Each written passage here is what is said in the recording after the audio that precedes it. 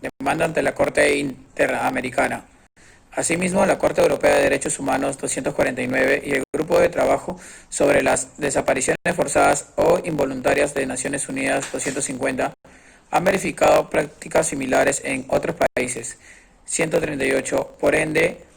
el documento de por sí solo no es evidencia suficiente de que se haya otorgado la libertad al señor Jeremías Osorio Rivera, ya que, como se ha observado, la elaboración de documentos que pretenden certificar una liberación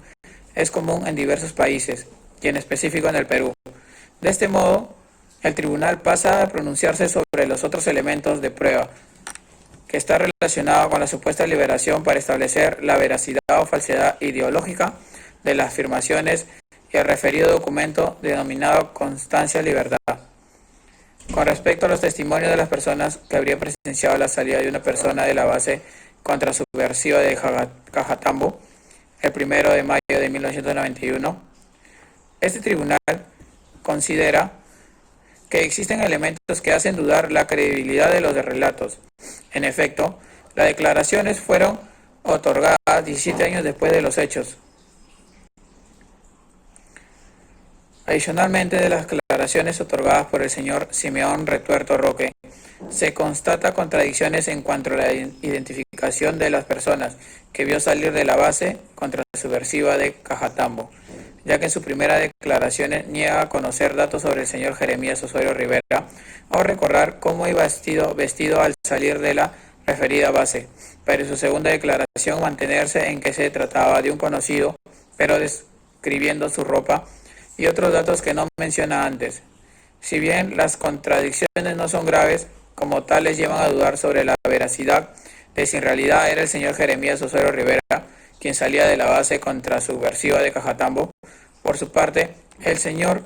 Martínez García declaró no conocer a Jeremías Osorio Rivera y tampoco identificó a las personas que vio salir de la base en la fecha indicada. Por ende, sí que es posible que un hombre de alrededor de 30 años saliera por la puerta de la base contrasubversiva de Cajatambo aproximadamente a las 7 de la mañana el 1 de mayo de 1991, ya que dos testimonios así lo aseveran. La evidencia no resulta concluyente para afirmar que efectivamente fuera el señor Jeremías Osorio Rivera. Por otra parte, este tribunal comparte la visión de que resulta inverosímil que el señor Jeremías Osorio Rivera haya desaparecido voluntariamente una vez que recobró su libertad, o que no haya retornado a su hogar o se hubiese dirigido donde su hermana Silvia, quien vivía cerca de la base contrasubversiva. Esta conclusión se ve abonada por el hecho de la Defensoría del Pueblo, en el que su hermana Silvia, quien vivía cerca de la base contrasubversiva, verifica lo que realiza en el año 2006 para otorgar la constancia ausencia por desaparición forzada solicitud informando al Registro Nacional de Identificación y Estado Civil, la RENIEC, a la Oficina Nacional de Procesos Electorales, la OMPE, al Instituto Nacional Penitenciario, al INPE, a la Dirección General de Migraciones y Naturalización, DIGEMIN, así como requisitorias de la Policía Nacional, sin que se haya obtenido evidencia de la reaparición de Jeremías Osorio Rivera. Por esta razón, de todo lo expuesto, esta Corte excluye que no existen pruebas suficientes y variadas que sustenten la versión del Estado respecto a que Jeremías Osorio Rivera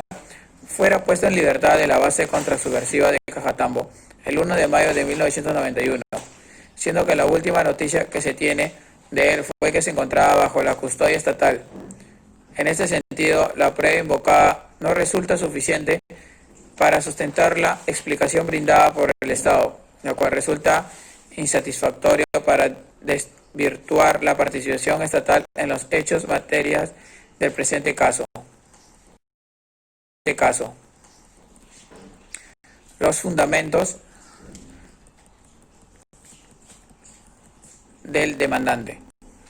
Los representantes coincidieron con el alegado por la comisión y además expresaron que las actuaciones iniciales por la denuncia del Porfirio Osorio Rivera no obtuvieron el resultado esperado y que durante la investigación no fueron realizadas diligencias de suma importancia. En los alegatos finales, los representantes indicaron que las investigaciones por la desaparición de Jeremías Osorio Rivera fue iniciada a petición de Porfirio Osorio Rivera y no ex oficio, conforme corresponde a este tipo de casos.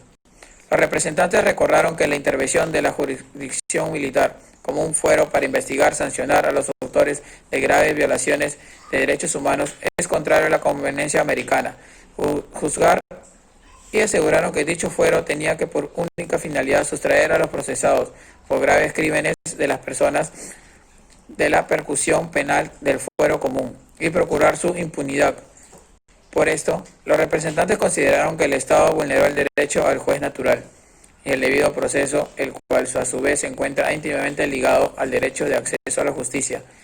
de la víctima y de sus familiares. Los representantes indicaron que en la nueva investigación no se llevarán a cabo diligencias tenientes a la ubicación del resto de la víctima, la reconstrucción de los hechos, la expansión de la base militar contrasubversiva de Cajatambo, ni se obtuvo información de los efectos que prestaron servicios en la misma. Añadieron que en esta nueva investigación el Estado se ha limitado a reproducir imputaciones realizadas durante la investigación inicial, habiendo recaudado algunos testimonios que fueron solicitados durante el tiempo posterior al acontecimiento de los hechos. También se refirieron al fallo que deja en calidad de firme la sentencia absoluta, en cuanto a ser sorprendente que la sentencia sea emitida en un día antes de la audiencia ante la Corte Interamericana y que los magistrados que le han suscrito sean lo mismo que ante la primera nulidad habrían negado credibilidad a la papeleta de la libertad, y los testimonios recabados quienes no explican en este fallo. Por lo tanto, los integrantes de la base controversial de Cajatambo, quienes lo detuvieron el 28 de abril de 1921, sostuvo que el Estado peruano incumplió con las obligaciones de respeto y organizar los derechos consagrados del artículo 3, el artículo 4, el artículo 5, que es integridad personal, libertad personal de la Convención Americana, en relaciones de la obligación de respetar y garantizar los derechos y la obligación. Fundamentos de la sentencia. El Estado recalcó que en efectos del análisis que realice la Corte, solo tendrá en cuenta aquellas diligencias que fueron ordenadas por las autoridades, en que en principio no se compete a la Corte determinar la procedencia o utilidad o acciones medidas concretas de investigación. Según el Estado, en el curso de las investigaciones, se realizaron diversas actuaciones que corresponden a las pautas de vía de diligencias, y que si bien pudieron haber existido algunas omisiones y dilaciones en la realización de algunas de ellas, no tienen análisis en conjunto la gravedad suficiente para configurar una responsabilidad internacional del Estado por una violación de los derechos a las garantías y protección judicial.